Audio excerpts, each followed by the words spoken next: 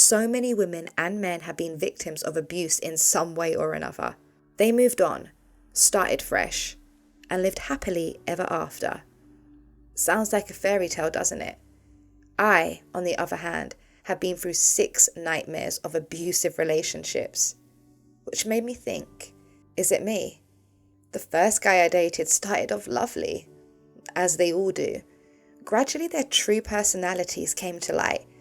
He was a freak, and not the type of freak I would have wanted him to be. He was a control freak, even screening my calls. I remember going on a night out with my friends and he stopped at the door, barring me from opening it.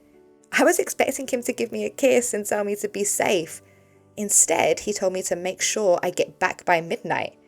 While I was out having fun with my friends, he kept sending me text messages to remind me. Anyway, time flies when you're having fun. And at 20 past midnight, he rang me asking, "Where the bleep are you?" I told him I was still with my friends. He demanded that I send him a picture, and I thought, why do I need to justify myself? I hung up the phone, called it a night, and got an Uber. I was a little bit tipsy. The driver helped me out of the car. I could see him peeping through the blinds. When I got inside, he shouted, "Who the bleep was that?" Not only was he controlling, but he was also jealous. Double red flag. A big sign of what's to come. I was only 19, and that wasn't what I wanted. So I left him. My second relationship was with a guy called Tony. He appeared to be all sweet, all the formalities. After a few weeks in, Tony's tone of voice started to change. He began to shout in my face, calling me all sorts of names. One afternoon we had an argument and he raised his hand to hit me.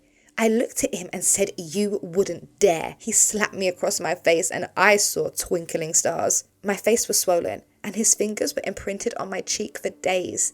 He apologized, but I left him anyway. The third guy was called Steven. He did a number on me. Between him and Andrew, my fifth, I'm not sure which one was worse, but I'll leave you to decide.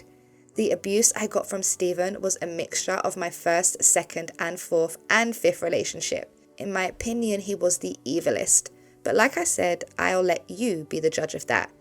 He was unpredictable. My family didn't like him, not one bit.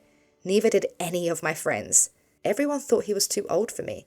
And of course, I rebelled towards my family and anyone who tried to guide me on the right path. He used that to manipulate me, telling me I was old enough to decide what I wanted to do and that I shouldn't let them tell me what to do. "If they're not with you, they're against you," he said. And I believed him. I blocked everyone's number who tried to come in between us, even my parents. So when he started to brutalize me, I was too ashamed to reach out to anyone. One evening, I was so stressed out about missing everyone, and I snapped at him. He slapped me in my face. I packed my belongings and I tried to leave. He grabbed me by my hair and started to unleash a barrage of kicks and punches on me. Then he kindly let me know that I've got no one. That was the first of many to come. We went to his friend's birthday party, and while he chatted with his friends, I was having a friendly chat to a younger guy. I saw the angry look on his face. He called me to the balcony for a fag, put his arm around me and said, "What do you think you're doing flirting with him in front of my friends?" He grabbed my arm so tight and put the cigarette butt out on my flesh. It was so painful. I muffled a cry, and on our way home he shouted, "Did you give him your number?" I said no. "Did you take his number?" Just to get back at him, I said. "What if I did?"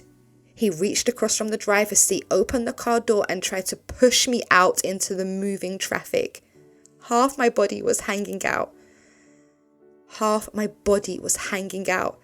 I've never been this terrified before.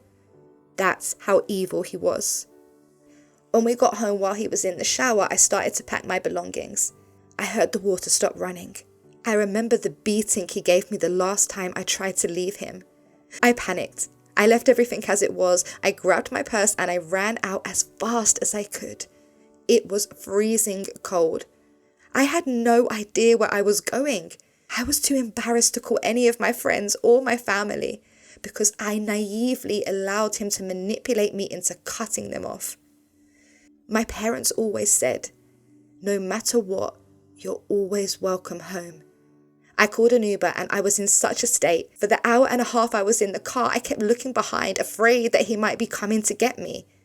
It must have been instinctive because I honestly do not remember giving the driver my parents' address. So when the car pulled up at my parents' house, I was surprised. I frantically knocked on the door, and when they opened the door, I burst into tears.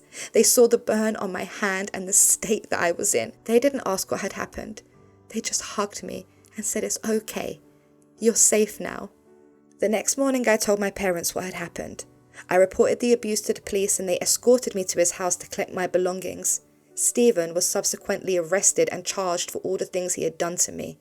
To cut a long story short, 6 months later, I met a guy called Matthew. He was my fourth. We had an argument, he grabbed me by my throat and he pushed me against the wall, and with his finger pointed in my face, he said, "Don't try me, otherwise you'll be sorry." I kept asking myself, is it me? It was like Stephen, all over again. I left him immediately. My fifth relationship was with a guy called Andrew. He was very manipulative. We had an argument and he tried to throw me over the balcony. I knee-jerked him in the nuts and ran out of the house. My sixth and present relationship with this guy is called George. Bless his soul. Every time we argue, I expect him to hit me, but he never once has raised his hands towards me. We had an argument. I shoved him in his chest, expecting him to just slap me like all of my previous partners. All he did was turn around and walk out of the house.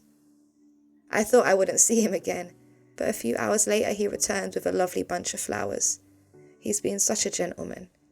I respect him, but because of all the trauma that I've been through, I expect the worst from him, which might cause us to break up if I don't do something soon. Actually, I just realized something. I think I need help. I'd like to know if you've experienced any of the above. Like, share, and subscribe to this channel for more true life stories. It's free to subscribe.